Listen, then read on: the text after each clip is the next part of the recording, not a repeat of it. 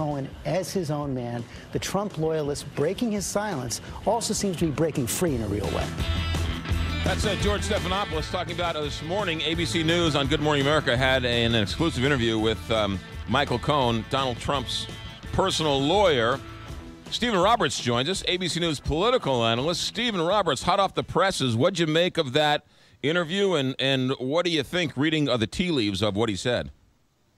Well, I think people in the White House got to be very nervous as a result of this interview. Now, I think they were nervous already for a couple of reasons. First of all, Michael Cohen knows a great deal about the secret inner workings of the Trump organization, his financial dealings, his legal dealings, not very much in terms of the whole issue of Russia's involvement in the campaign, because Cohen was not a campaign operative, but he knows a whole lot of stuff about the financing of Trump deals and things of that nature.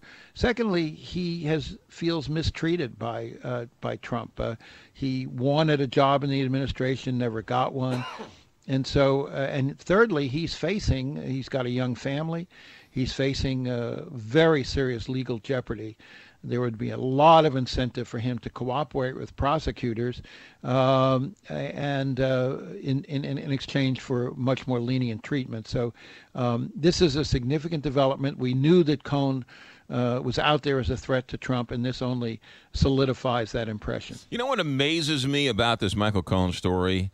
With all the news going on, even Trump's most ardent supporters don't argue that Michael Cohen has the goods on him, and they don't want him to start working with Robert Mueller. It's almost like a foregone conclusion. Everyone knows Trump's dirty, even his biggest supporters, and they don't want Michael Cohen to sort of flip, right? I mean, that's kind of amazing when we're talking about the president of the United States. Well, there are a lot of amazing things about this president, right? I mean, every day something is amazing. And let's remember, one of the amazing things is that he has maintained, to his credit, enormous loyalty on the part of the Republican base. There are some well-known defections. You know, Senator Flake of Arizona is not running again. But by and large, the loyalty has been quite extraordinary. And as one Republican said recently, this is now the party of Donald Trump. And it's almost, as another one said, it's really like a cult at this point. And so very few Republicans are willing to, particularly those in elective office, are willing to cross Donald Trump because his ability to exact punishment pretty high. That's why when you look toward the Supreme Court fight coming up, I think the two senators keep your eye on are Senator Flake of Arizona and Senator Corker of Tennessee, who are not running again. That liberates them from a lot of those kinds of pressures, a lot of those political risks.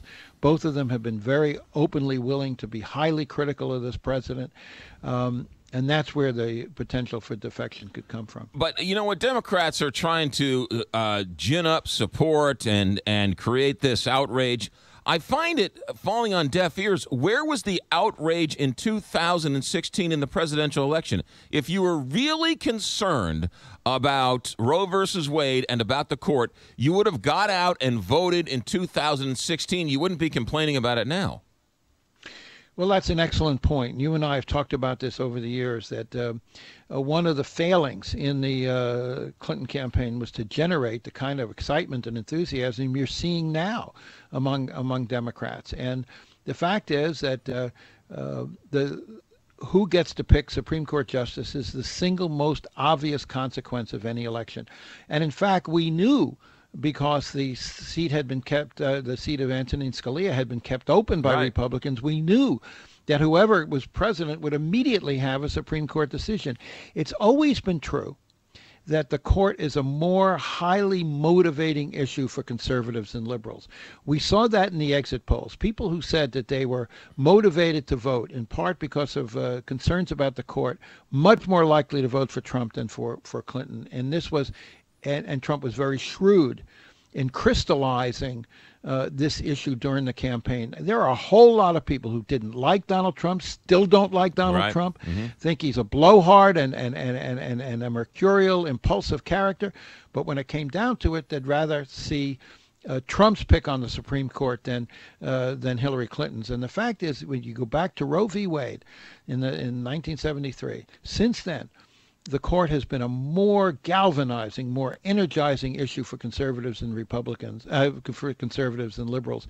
We saw that in the last election, and it's only now that when Democrats see some of the consequences of the last election on the court that they're starting to get concerned. But you're absolutely right. Where was that energy? Where was that outrage? Where was that concern during the 2016 campaign? And for every Jeff Flake, there's a Claire McCaskill here in Missouri that is watching every single poll and every single story because she's going to have to vote on this, and she's up for re-election.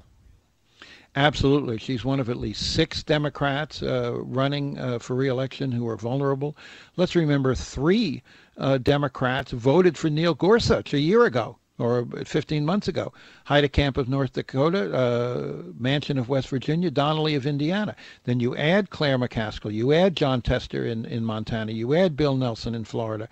So while it's true, if all Democrats hold firm, the Republicans can only lose 1 vote and keep their majority. But the fact is that holding those Democrats is not in any way guaranteed. Stephen Roberts, happy 4th, and we'll talk to you next Monday.